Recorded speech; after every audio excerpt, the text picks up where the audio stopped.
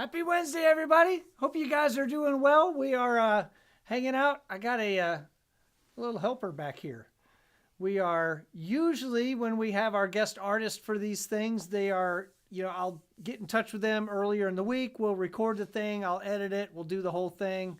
Chuck was not hip to all that. He didn't want to talk to me earlier in the week. No more time. No more time with me than is necessary. Turn this mic up a little. Was that a height joke? Can you hear me now? What? Little helper? Height joke? That's perspective. He's actually taller than me. We're here. This week we are talking about effects on violin series, the string section effect. Probably the most requested thing we get. Even people that are like, oh, I don't want to do any effects on my violin. I do want to sound like a string section though. So there's not a string section effect. That string section effect is done by using a number of effects. And, we've been talking about effects in this whole series. We hit a different one each week and talk about what that effect is, what the knobs do, what the pedals are, where do you put it in your signal chain, what do you need to know about this effect. And then we generally bring in a guest artist to talk about how they use that effect in making their art. And this week we got Chuck. So he's going to be talking about how to make your violin sound like a whole string section. And it turns out there's a number of ways. But like I said, it's not just one effect. It's a combination of effects, most of which we've talked about. If you think about what makes a string section sound different from a single instrument, you got multiple players. Sometimes they're playing multiple notes. Different intonations. I know you got, no, not you. Everybody else is out of tune. You're perfect. Everybody else is just a little out of tune. Timing, again, your timing I'm sure is perfect. Everybody else is just a little behind or a little ahead. You are playing the appropriate vibrato. Everybody else is doing one a little different.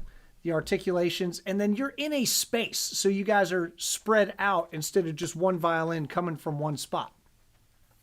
So multiple players, we can kind of go after that with EQs and IRs. We talked about those weeks 2, 3, and 4. Multiple notes, we talked about weeks 6 and 7 using octavers and harmonizers. Creating space, we've talked about using reverb for that. Timing with delay. So there's a bunch of different stuff. Chuck's back here like he's got the pedal library. It's my best Vanna White back here. You look just like her. There are a few effects that we have not talked about yet. Hopefully coming up soon, we'll be talking about chorusing. And then today we'll talk about doublers and panning. A chorus is a time-based effect, but the end result of that is that it sounds like there's more than one person playing at a time. I won't dig into that because that might be next week. Doubling is a little bit different, but it kind of generates the same idea that it sounds like there's more than one of you. It takes a copy of your sound, slightly detunes it, and delays it. So it could pitch you up a couple of cents, maybe down a couple of cents, and then it's going to delay it so that it sounds like there's more than one of you. That's what a doubler does. Chuck's got one right here. The mimic. It's hard, right? Because this thing's... The reverse. The video is reversed. The problem is it's not reversed. Normally you're used to looking into a mirror. This is actually showing me what you're seeing, which means I'm pointing to the left, but that's the right for you anyway. No matter what you do, I'm going to be backwards. It's going to be fine. It's hard. So doubling is a thing. And then panning is another thing we can do. Once we've created those doubles, we can pan them away from each other to create some space in that stereo field in order to make these things sound like there's more of us. There are 2 pedals with built-in string section effects, and it's a combination of effects. The EHX S9 pedal and the Zoom A1X. Both of these also do other things, but they do have this effect sort of built in and ready to go. And I'm going to play you a video that I did about a year ago, back before I grew a beard. So I look very, very young. And I just don't care anymore. So here's a quick demo of each of those 2 pedals.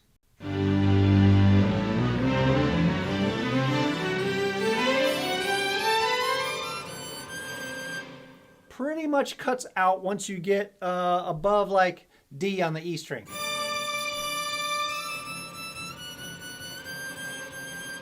Like my sound, it kind of just goes away. However, if you're doing orchestral type stuff, you're probably not playing up there anyway. You're probably mostly playing first through third position, which it works for all that.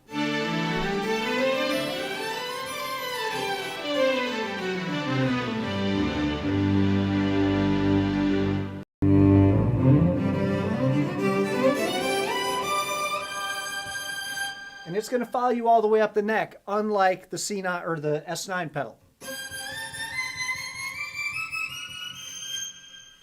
So if you feel like playing all that screechy stuff and you want the orchestra to sound like it's screechy too, it's going to be there for you. Also has some real nice undertones.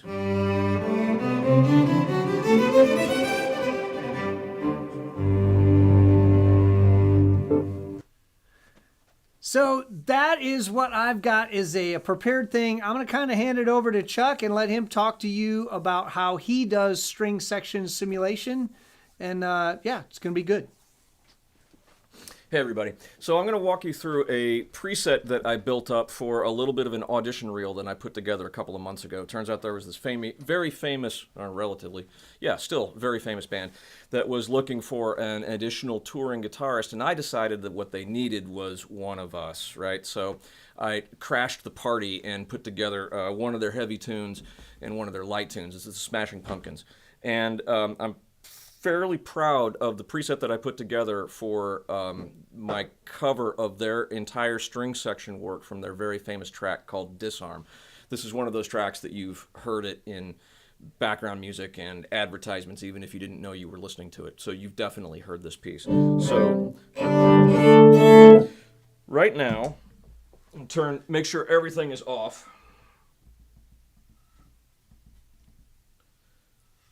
The thing is, you guys are hearing this in mono. The patch was made in stereo, so it's going to be a little collapsed what you're hearing. Yeah. Well, you know what I really ought to do? Turn off the impulse responses too. So we're gonna do everything. So unaffected sound of the electric violin.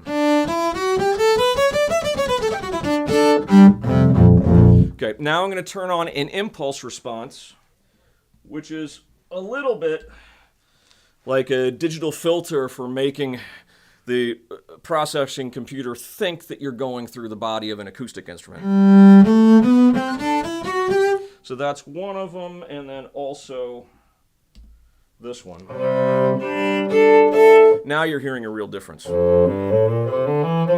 Matt was talking about stereo.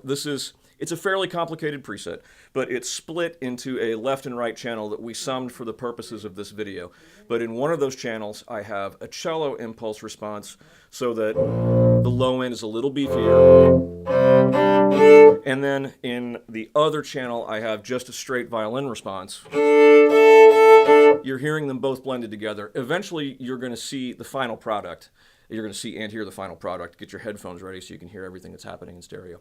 So now we have something that sounds a lot more like a real string instrument. And now we're going to double out. We're going to create some lower octaves. Now this is everything that I come to the preset with. Now we're going to start adding the fun stuff. So first thing, we're going to add a doubler. So we go from this rather, to this. And it's important to understand that this is going to be a collection of relatively subtle effects. We're stacking things on. There are a couple of reasons for that. First of all, these things can get really, really crazy if you try to do too much too soon. The other thing is I'm sure those of you who have run a lot of effects, especially on a fiddle, know this. You start getting collections of high resonances. Things start to sound shinier and shinier and shinier. If that's even a word, I just said it wrong 3 times. But more and more shinier, and that can also get out of control and pretty unusable. Gets to sound like you're playing in a bathroom pretty quick. Anyway, here's our impulse response with a little bit of octave. Now we're going to double that. This is actually, the doubler pedal itself is a stereo pedal. So it comes out, splits, and 2 impressions go out in each direction, in each of the stereo channels. So this is like 1 violin plus an octaver comes out, and that means 5 or 6 impressions come back in. And you'll see all this stuff layered in the video. We'll show you the finished product, the thing that I actually sent to the Smashing Pumpkins. If any of you know Billy Corgan. Anyway. So then I add a little bit of chorus. We go from this to this. Again, collectively, it's subtle. Without, with. Little rounders, a little bit more going on. We add another lower octave to beef up the cello section, going from this to this. Again, from this to this. And then from here, I think things are sounding pretty good. You start to play some double stops. And you start to hear something that's pretty section-like. Then for the purposes of this video, I also used what are called a couple of 2 sustainers, where whatever it is that you're playing, you press and hold, and it sustains whatever it was that you were just doing. I have one of these, 2 of them on the pedal board. One of them is for each channel. So I have the cello side and the violin side. In a minute, you'll hear, when you hear the whole thing, you'll hear them split out in stereo. But because I have them both next to each other on the pedal board, I can have one voice sustaining, and then the other voice can move. And then when I get someplace where I want the other voice to sit, I sustain the upper voice, and now I can move the lower voice. Because they're right next to each other on the pedal board, I can hit them both at the same time, which will simultaneously stop the one and start the other holding. So right now we're holding fiddles. Now I'm going to stop the cello line and then move the violin line.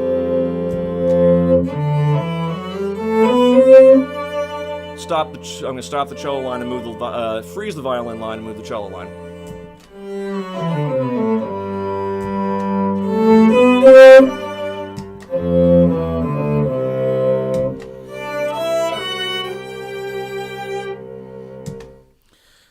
So you put all of this together, combined with some stereo splits and a really good post-engineer. And if we feel like it, if any of you are interested, I have a screenshot of the Fab Filter EQ that an engineer that I know in Chicago who worked with the Pumpkins a long time ago when he was in his intern phase. I sent it to him. He added some stuff on each channel, added some stuff over the whole. And I think it came out pretty well. It would work even better if we were using like eventide harmonizers for the upper range, and maybe the bass 9, the EH bass 9 for the lower range. That would be even better. And then also Game Changer. Game Changer audio makes I mean, you heard, especially when I hold that violin line, it's kind of thin, it's kind of trebly and tweaky a little bit. The Game Changer sustain pedals work even better. And so if we used eventide harmonizers, Game Changer sustainers, I think you'd have a real thing. But I'm doing this here live. I have the presets from my engineer on how I could EQ it and make it sound better. This is achievable live.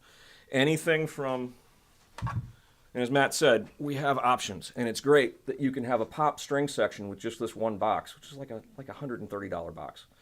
Another thing about this, I think this is the first ever mass-produced effect specifically for electric bowed string instruments. And really, it's an acoustic guitar processor, but they have a half a dozen, 5 or 6 presets for electric cellos and fiddles, and they also have a half a dozen presets for like trumpets and saxophones and that kind of thing. But between the Zoom and the String 9 and tips and tricks like this, I think it's pretty impressive what we can do now. You want to play that vid? Yeah, man. Cool. So here comes the real thing.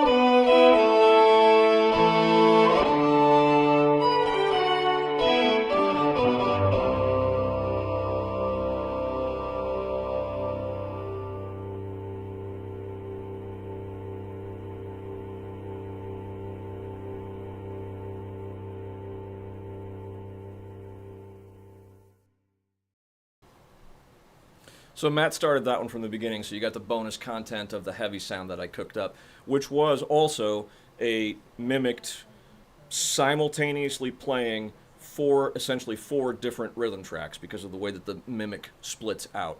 And that was Into the Helix with 2 separate, different, complementary, hopefully, Marshall and cabinet paths with the model of the fuzz, the particular fuzz box that the Smashing Pumpkins are famous for using.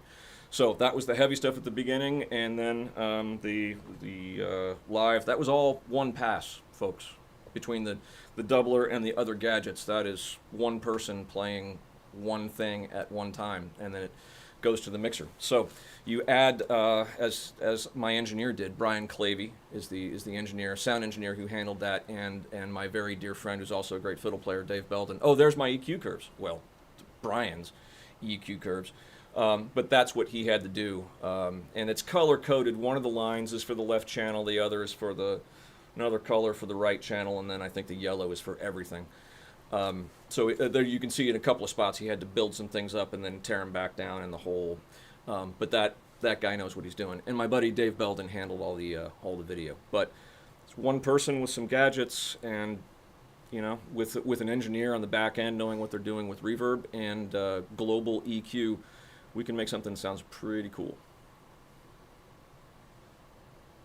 I've been doing string section stuff for, gosh, probably 20 years using harmonizers. And the one that I had used a lot was, it is a Boss PS2, I think, harmonizer. And it's got 2 splits, and I just put them both up an octave, which automatically detunes them a little bit. So you've got your dry signal coming through, and then both parts up an octave and detuned a little bit. There is some latency on that pedal, which is great because it adds in that delay for you. It wasn't trying to, but it did. And then I'll generally... It's kind of like the people in the back of the first violin section who aren't quite in time with the concertmaster, which is Right. that's not a slam. That's part of the deal. That's part of why string sections sound so big. Yeah. Well, and also they're further back. So even And if they they're further are back. perfectly in time, it takes their sound time to get to you. So that pedal, along with a little bit of delay and reverb, with basically no pre-delay on it, so it's sort of very, very washy reverb. It sounds probably isolated. You wouldn't think, oh my goodness, that's a whole string section, but in a mix with a band, it's very convincing. It's like, oh yeah, that's definitely a string section part and not just one violin. A lot of those string lines, they're kind of awkward if you just play it one string by yourself.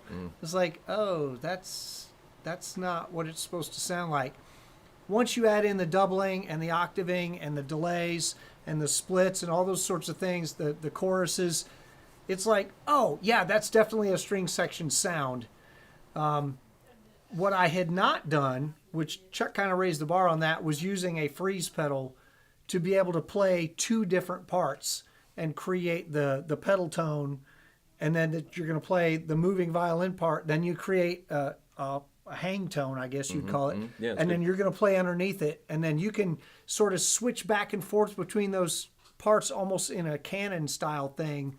That is the thing I had not messed with, is the freeze pedal, but that kind of changes everything. Instead of just saying, well, I got to pick which line is most important and chase that one, it allows you to sound like there are more of you playing than there are. And it's not just, it sounds like more than one person playing this one part. There are multiple parts happening at once with only one player. You probably noticed that the violin line had a little bit of an octave down to it, so that's kind of the second violin section. In fact, in this preset, I had enough computer brain power left to be able to split that signal and run it through 2 different chorus modules with slightly different settings. So the lower octave has a slightly slower, as the lower you get, the slower you want to do your vibrato. So that's the second violin section. The upper chorus for the first violin has a bit of a faster thing going on, and there are also more voices in that particular chorus module. So the violin line had a second violin line an octave lower, and the cello line had a viola line like an octave above it. When a little bit of the same principle. Another thing, think about performing forces in a typical strings section. Don't go too crazy, especially on the bottom end, because it'll start to wash everything out. So typical chamber string section, you're going to have 5 or 6 first violins. You're going to have 4 or 5 seconds, 3, sometimes 4 violas, 3 cellos, maybe a bass, and usually it'll just be 1 bass. So because the resonances per instrument get bigger as you descend, the number of voices that you need drops.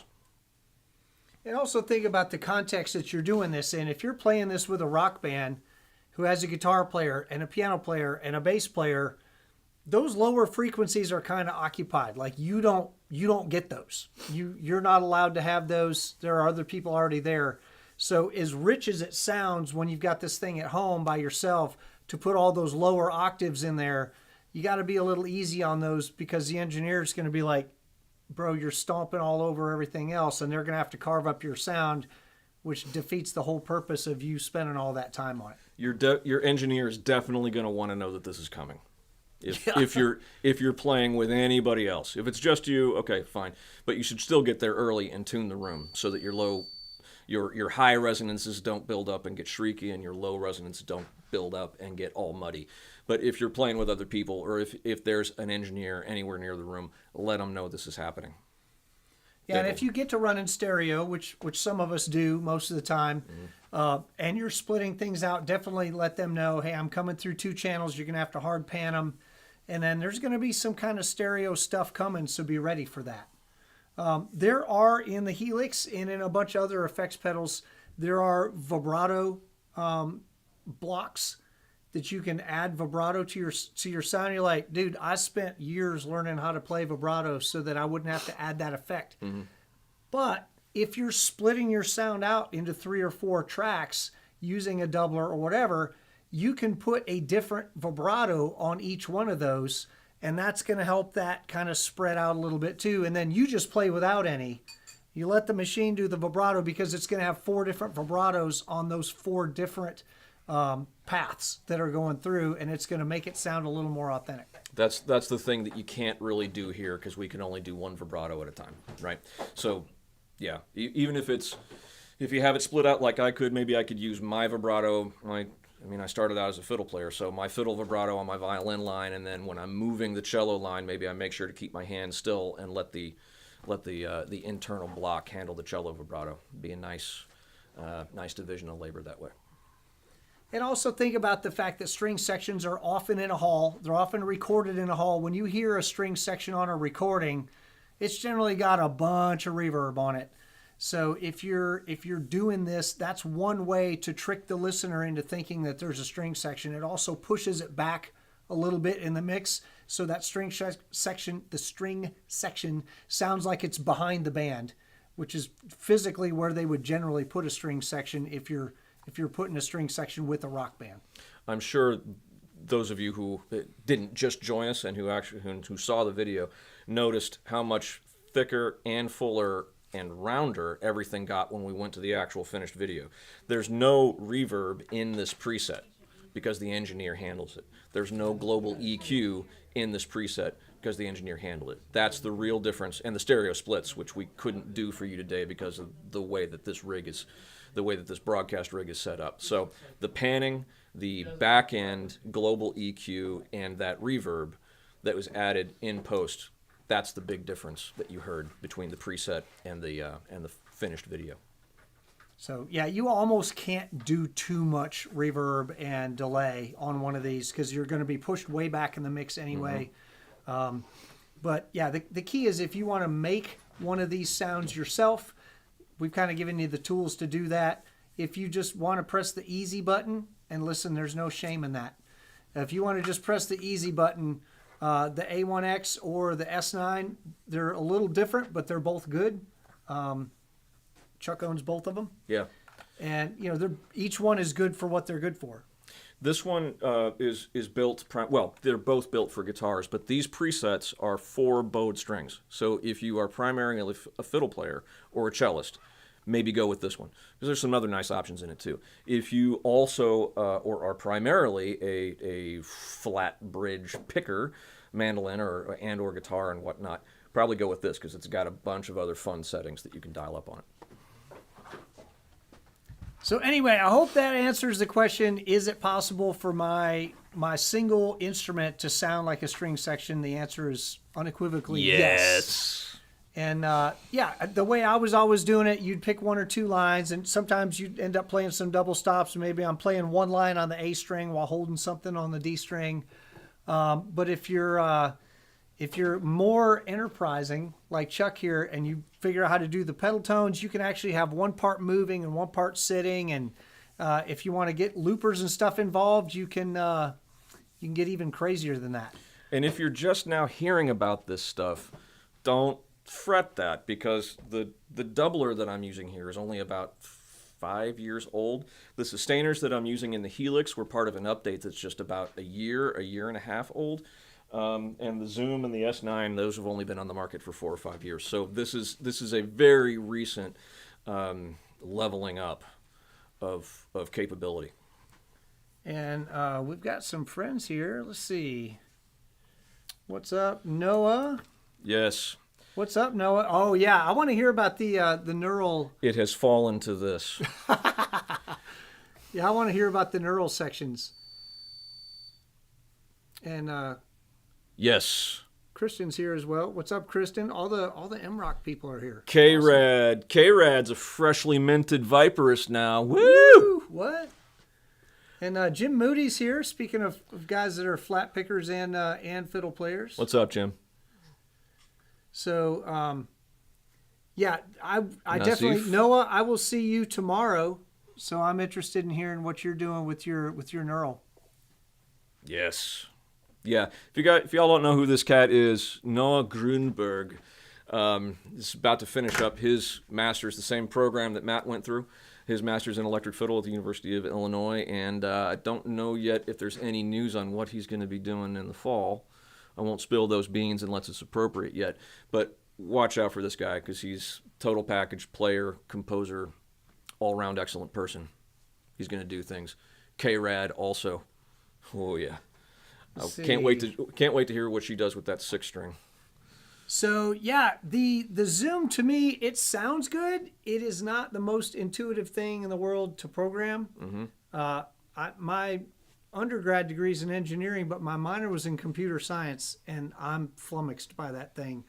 I know that there is a desktop editor that you can get that makes a big difference. It is slightly less unintuitive than trying to use the menus. But in that preset in the Zoom, there are like 5-6 different things going on, and it is helpful to know how to get to each one of them because there's some EQ, there's some reverb, there's some delay, there's some harmonizer, and there's additional harmonizing going on in the actual ensemble code, which is one of the 5 or 6. Essentially, you open up the presets on the Zoom, and it's like having a pedal board with up to 4 or 5 different things going on all at once.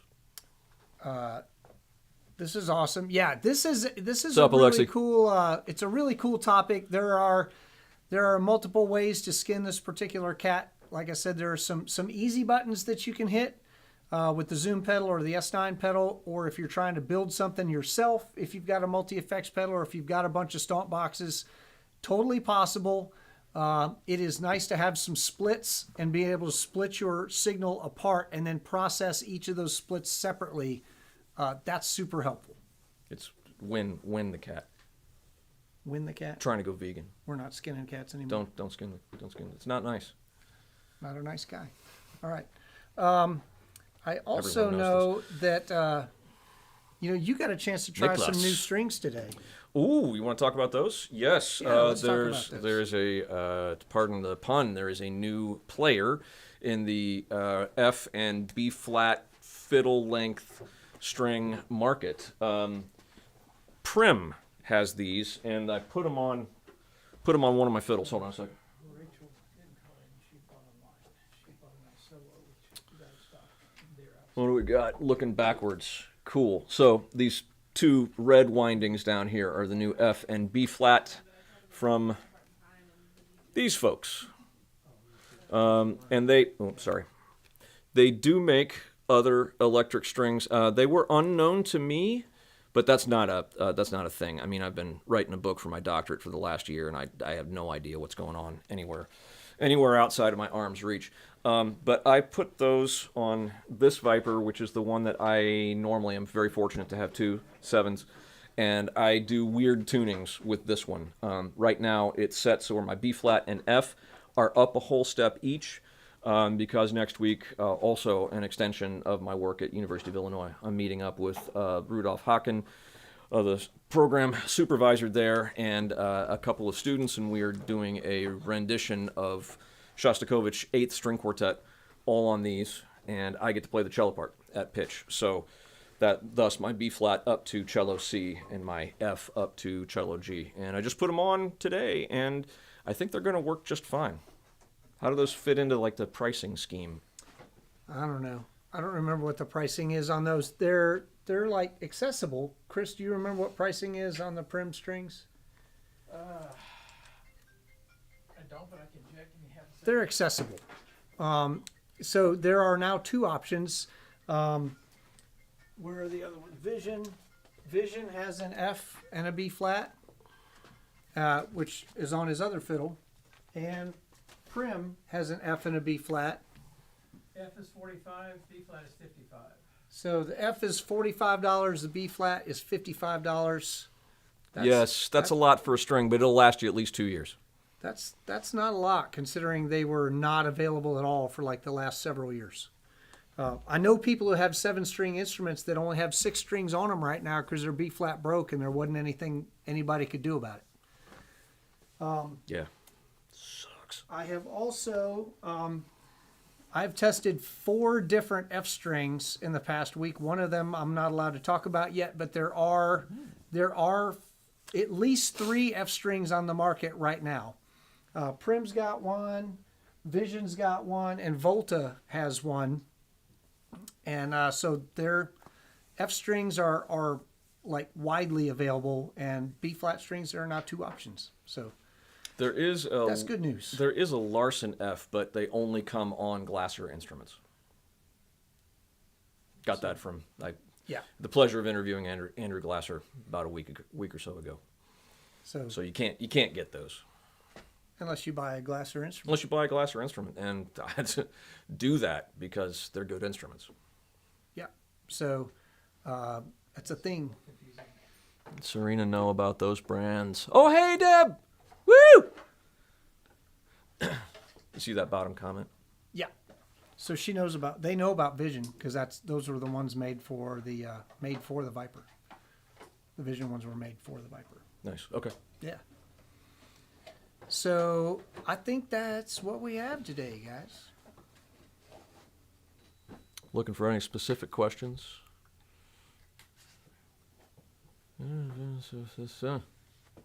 Cool. Guess we'll go drink. I guess so. Better do that now because I got a show in a couple hours. See you guys. Thanks for coming out and enjoy making string section sounds.